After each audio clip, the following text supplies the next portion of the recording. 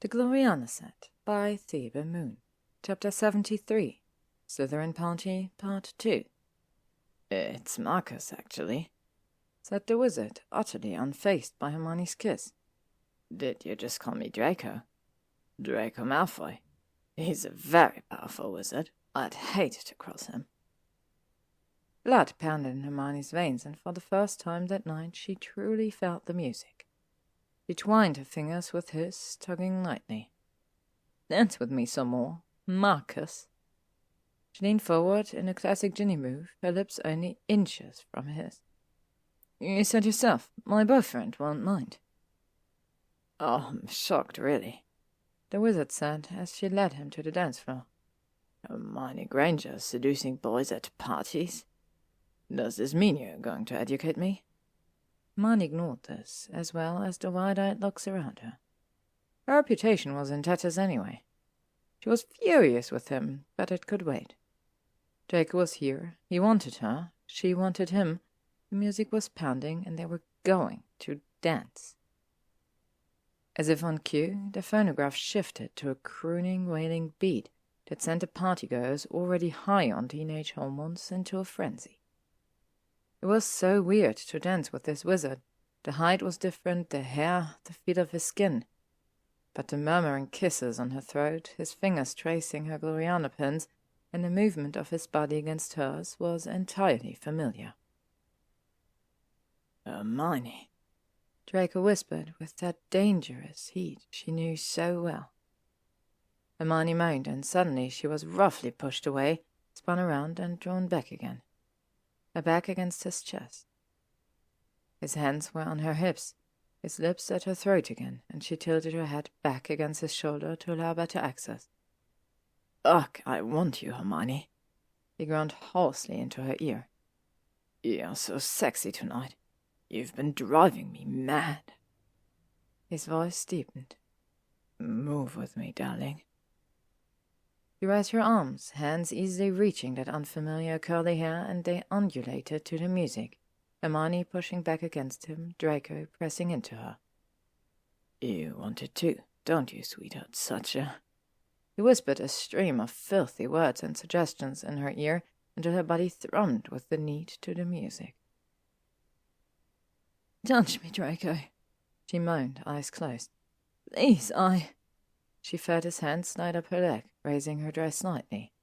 "Hermione!" Her name again, but in a rather different tone. Her eyes popped open to see Harry looking completely appalled. "Hermione!" Harry repeated. "What are you doing? You don't even know this bloke." Don't tell anyone," Draco whispered as Hermione was pulled away. "Honestly, Hermione, you're worse trouble than Lavender," Harry scolded. He glared at the wizard.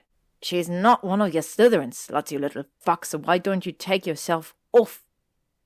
Harry hauled her over to Ginny, who was on the sofa near the main fireplace. Draco followed, looking amused. Ginny saw them and rolled her eyes. Harry." "What?" Harry asked her. "Didn't you see them out? Did you want Malfoy in Azkaban for murder when he finds out?"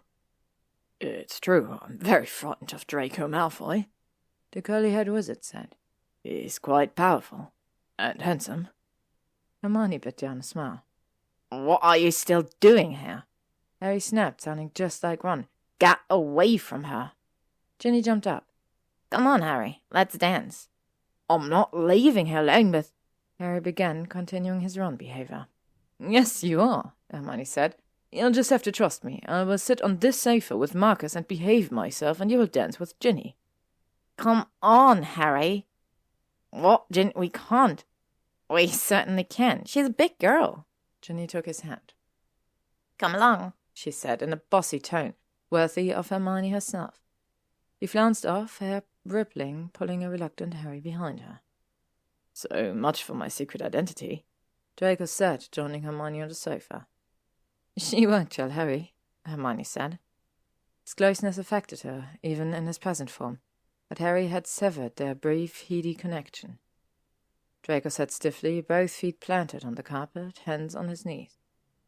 Hermione's posture was equally stiff on the other end of the sofa as she took in the scene. Thin tendrils of multicolored fox swirled, on the dance floor, writhing to the music. Ginny and Harry were gyrating in an oddly careful way, as if afraid to spark something they weren't ready for. Harry's eyes held Ginny's, and he raised one of her hands to brush it with his lips. It was getting late. Slughorn might be tucked into his posh office, ignoring his responsibilities, but McGonagall would surely turn up if Slytherins didn't tone down the depravity soon. A giant silver and onyx clock chimed the half-hour. 11:30, and the phonograph switched to a smooth, romantic melody. Harry and Ginny followed suit, trading their careful grinding for even more careful swaying. Hermione sighed and shifted slightly, leaning against her side of the sofa.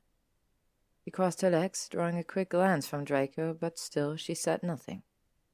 He was the one who followed her to the sofa. If the git wanted to talk, he could talk. "I can't stay long," he said finally. "The crowd is thinning out, and people are starting to ask questions. I had to fend off Astoria." His dramatic shudder was pure Draco. "Marco isn't actually a student, is he?" Hermione asked. She'd hate to meet the real wizard in the halls. Draco shook his head. "Oh, I nicked some polyjuice from Slughorn's stores. Marcus is a muggle at King's Cross Station." "If this was some sort of sick test, Draco, I don't appreciate—" "Of course not," the Slytherin said, offended. "I would never be so pathetic." Hermione sniffed. Too late, staring at me, sneering at me, grabbing me, stalking me around a dance floor. She stood up, her temper flaring. "I'm not a plaything, Mr. Fix." Draco put a hand on her arm, his eyes round and dark. "Oh, I'm sorry, Hermione. Please sit here with me. Please, I do have something to say." Hermione dropped back down on the sofa with a huff, blowing a strand of hair out of her face. Crossed her arms and refused to look at him. "I just wanted to see you tonight," he admitted. "Even disguised myself so I wouldn't cause trouble. I vowed to stay away." He swallowed. "But I couldn't." "It was really stupid stunt, Draco." Draco impatiently pushed sweaty black curls off his forehead and frowned as they tumbled down over his eyes again. "I know. I obviously wasn't thinking straight, but now that we're both here," he looked around. "This is a good opportunity to talk privately, without being alone." Hermione sniffed again. "Don't give me that stern look.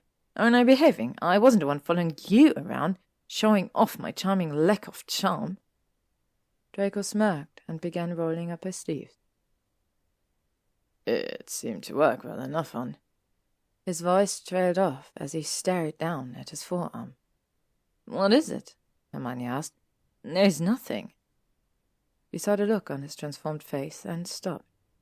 He turned his left forearm back and forth, running a hand over the smooth, bare skin. "I'd forgotten what it was like to be unmarked," he said in a strange voice. "I still feel it, though, underneath. I'll always be." "Draco," Hermione said, reaching for his hand, but he pulled it away. "Draco," she repeated, "don't you dare start that up again." The Slytherin looked around, then leaned closer. "This is what I want to talk about. Hermione, you have a brilliant future ahead after Hogwarts. You could be Minister of Magic someday, and I—" "What?" Hermione's voice cut through the music and chatter like a knife. "There are some realities that even you can't fight against," Draco went on doggedly. "My mother's trial is in 2 days, and she'll likely go to Azkaban. If my father is then convicted and executed, which he will be, that's it. It will be nearly impossible to restore the Malfoy name." "You don't know that," Hermione said. "As I said, what you do matters." He eyed her darkly, a strange expression on such a cherubic face. "I won't drag you down with me." "I'm not listening to this. Nobody tells me how to live, not even you.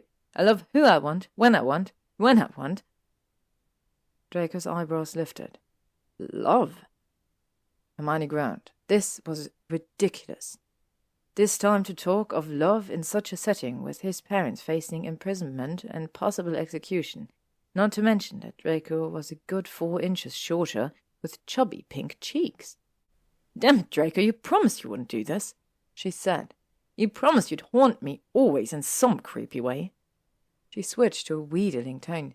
Look how good you were at that tonight. You're natural. He shook his head. I saw Weasley stand by in Azkaban, he said soberly. He loves you. You might actually be all right. Well, big shocker. Ronald Weasley is not a total waste of space, Hermione snapped. You deserve a wizard who— Oh, Merlin! She groaned loudly. It's the Gryffindor party all over again, isn't it? Your big plan. We've had the hot sex and now you expect me to go find someone more suitable? Good evening, Hermione. Annie's pompous tones rode over them, and Hermione stared violently, afraid the Hufflepuff had overheard her raving on about hot sex. I don't believe we've met, Annie said to Draco. Annie's suit was rumpled and his ears flushed from alcohol, but his face was stern. Ernest Macmillan. Head boy. Draco just sneered back until Hermione elbowed him sharply. Marcus Fix, he said, sounding bored and faintly French.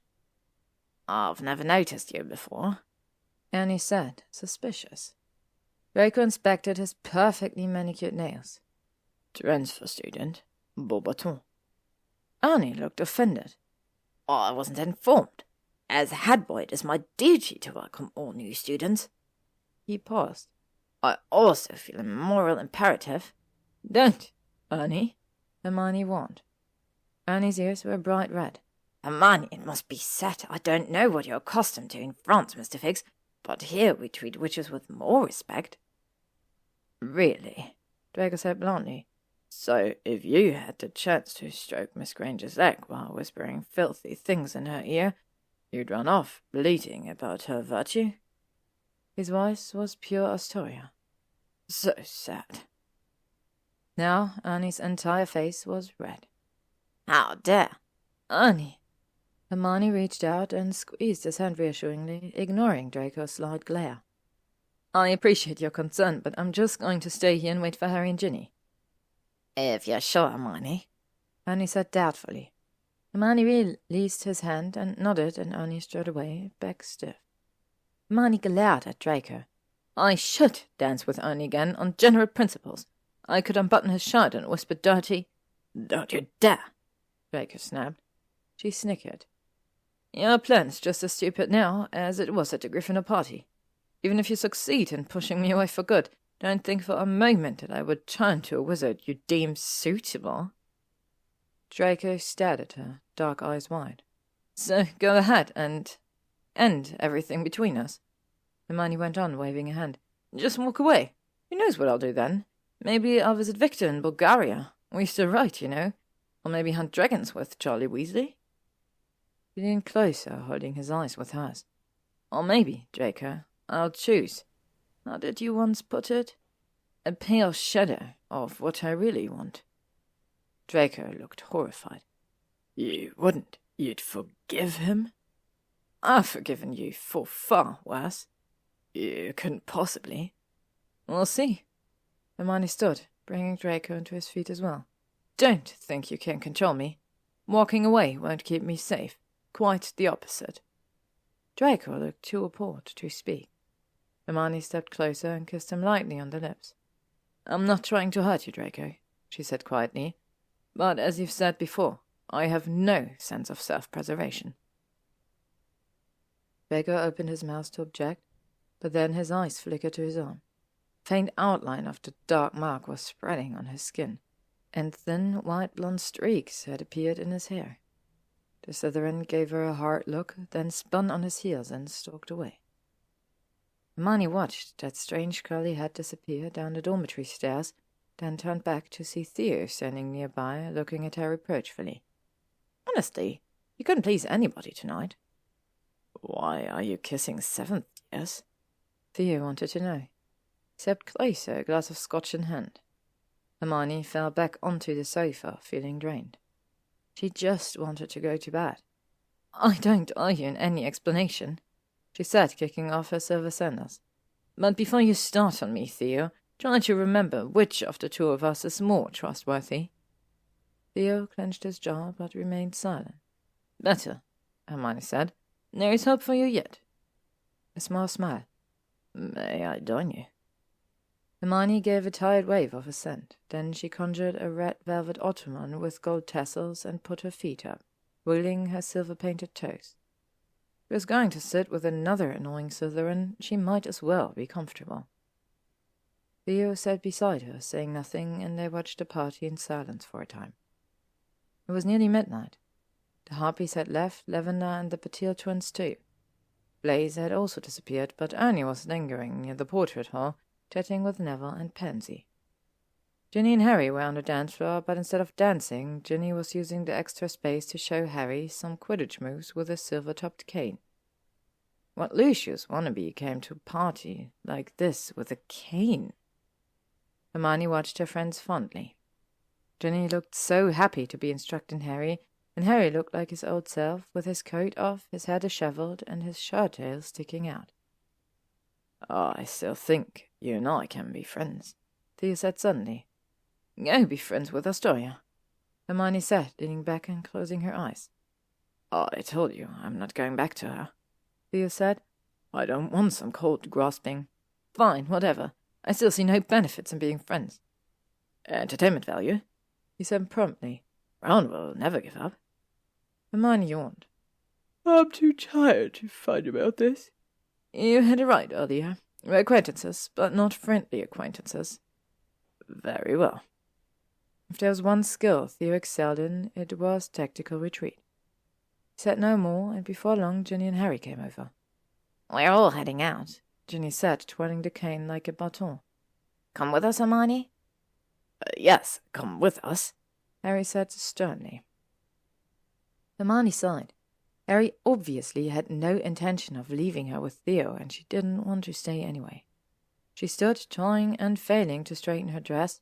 Theo stood as well, bending to retrieve her sandals and handing them to her. "Good night, Hermione," Theo said smoothly. "Ginevra? Potter?" "Come along, you two," Ginny said. He set the cane on the sofa and took Hermione's hand. Harry followed him with a final glare for Theo. Hermione smiled at Ernie as she passed him, but he was still frowning. Nobody spoke much on the way back to Gryffindor Tower, which was fine with Hermione. She and Ginny bade Harry good night at the fat lady's portrait and said little until they were both in bed. Hermione sat back against the pillows, her Elder Foobox book on her lap and Crookshanks curled beside her. Ginny lay on her back, releasing a snitch and catching it again. "Did you have fun tonight?" Hermione finally asked. One had to start somewhere. "Yes, most of the time," Ginny said. "You?" "Yes, most of the time. How did you know the wizard was Draco?" Ginny caught the snitch and sat up, eyes sparkling. "So obvious. The way you two danced together, it was obscene." Hermione blushed. "You're exaggerating. And you were having a good time on the dance floor too." "Not like that," Ginny said, grinning. "Well, yes, I had fun." She looked down at the snitch in her hands. "Blaise asked me to dance tonight." "Did you?" Hermione asked carefully. Ginny shook her head. "Well, I didn't refuse him because Harry was there. Blaise was just so... Blaise, oozing up to me all suave, acting like nothing had happened." She looked up at Hermione and her face was sad. "I know it's a bit of an act, that Blaise really does care in his way. Maybe if we had danced and talked, we could have..." Ginny sighed. "But suddenly I was just so tired. I didn't want to peel off layer after layer of charm to reach the real Blaise." "I do think there's a real man there," Hermione said. "He's been very loyal to both Theo and Draco." "I know." Ginny's long hair covered her face as she looked down at the snitch again. "I just don't want to put in the work. Does that make me selfish?" "No," Hermione said. "You've worked so hard for Draco." "It doesn't feel like work, though," Hermione said. "It's hard and maddening, and right now I want to shake him, but it's not work." "Ron, now." She grinned. "He was work." Ginny looked over at Hermione, and her face was worried. "You talked with Draco for a long time. What happens now?" Hermione closed her book and set it aside. She felt oddly calm, like all bets were placed and it only remained for the wheel to spin. "I don't know. It's all up to him." She grinned. "I threatened to date Theo if he left me for good." Her roommate's jaw dropped. "You didn't, that's so Slytherin? Hermione sighed. I had to. He's worked up some crazy scenario where I settled down with a certified good guy and run the wizarding world while Draco broods alone over the windswept moors or something. You wouldn't though, would you? I mean, with Theo? Hermione shook her head. Certainly not. It's up to someone else to unlock that book. Silence. Ginny looked at her thoughtfully, then nodded and burrowed under the covers. Hermione followed suit, turning off the lamps and closing her eyes with a sigh. He was just drifting off when Ginny spoke again in the darkness. Harry was different tonight, she said. Smiling. Flirty. He's been so serious for so long. It's hard for him, but he's trying. Ginny giggled. I thought he was going to murder Draco, seeing him dance with you like that. Harry will always be difficult, you know, Hermione warned. Moody. He won't change. I'm not asking him to change himself, Ginny said patiently. I'm asking him to change how he treats me. Tonight was a good start, though, right? Oh, yes, Ginny said sheepishly. We'll see if he can keep it up. To be continued. Next up, Narcissus trial. Testimony confirms that Draco is irritating. Thank you for listening to this chapter of the Gloriana set by ThebeMoon. If you would like to stay up to date on upcoming chapters and stories, you can follow me on YouTube, Spotify, or AO3.